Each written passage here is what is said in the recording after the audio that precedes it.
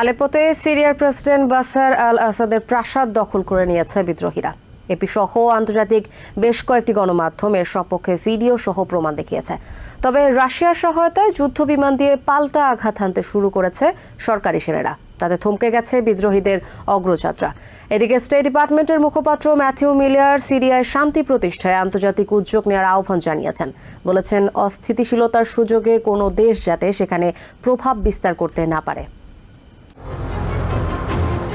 আলেপ্পোতে সিরিয়ার president Bashar আল আসাদের প্রাসাদ দখল করে নিয়েছে বিদ্রোহীরা।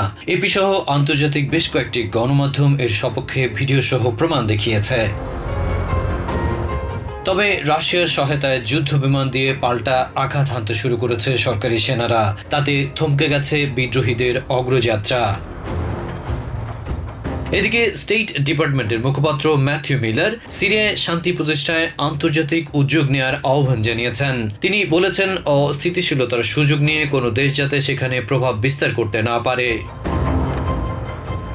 বিশ্লেষকরা বলছেন, একদিকে আসাদ সরকারকে টিকিয়ে রাখতে কাজ করছে রাশিয়া ও ইরান, ওদিকে বিদ্রোহীদের মদদ জুগিয়ে যাচ্ছে তুর্কি। অন্যদিকে নিজ নিজ স্বার্থ বজায় রাখতে বসে নেই ইসরায়েল ও আমেরিকাও। তারাও নানাভাবে বিদ্রোহীদের মদদ দিচ্ছে, আর তাতে দুর্ভোগ বাড়ছে সাধারণ মানুষের। গত কয়েকদিনে উভয় পক্ষের লড়াইয়ে প্রায় 450 মানুষ নিহত হওয়ার খবর পাওয়া গেছে। Adib Mohammad, TVN24 news desk.